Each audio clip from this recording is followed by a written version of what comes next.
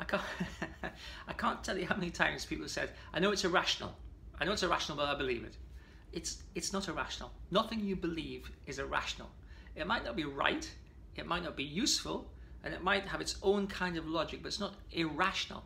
I know it feels irrational, but it's not. So if you're struggling with intrusive imagery, or if you're struggling with, really difficult experiences that are hard to forget, it's entirely rational that you'll try to avoid thinking about them, because they're traumatic or PTSD related memories, etc. Just thinking about them is basically a bit like being re-exposed to them.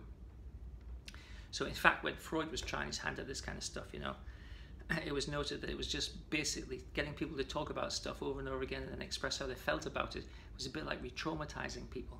So we're not interested in re-traumatizing ourselves, and consequently we try to avoid thinking about the things that have happened to us and how they make us feel.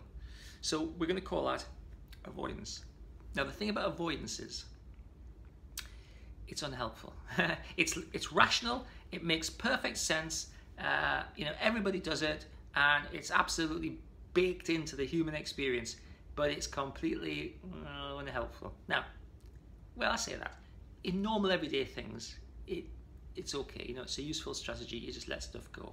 But in traumatic experiences, avoidance and, depression, traumatic experiences, anxiety, avoidance is actively unhelpful because it turns into a sort of a coping strategy, but the actual problem never changes.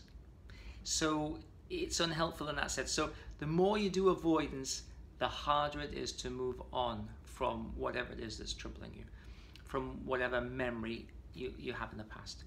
And so avoidance needs to be something that we overcome. And towards the end of this week, I'm going to offer you a tool that is actually it's simple but powerful. We've used it quite a bit in trauma situations abroad where there are just no feet on the ground to help with trauma processing atrocities, genocides, etc. So it's been developed as a way of a sort of a low impact way of helping people to overcome dreadful experiences.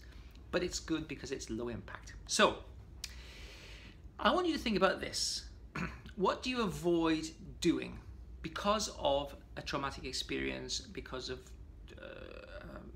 something, I'm calling it trauma, but something that's happened in the past? What do you avoid doing? And actually, do you have to avoid doing it? What do you avoid doing? And actually, do you have to avoid doing it? Post, please, what you avoid doing, and let's consider whether you actually have to avoid doing it.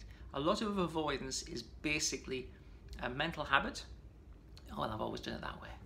Or it's physiological, biological habit. Well, you just get into the habit of doing it sort of unconsciously, unthinking. And we want to recognize if we've got any of these kind of like pervasive mental or physical habits and we just do them because we don't think about it, because that's not helpful, right? That does not help to move the problem on. So what are you avoiding, and actually, do you need to avoid it?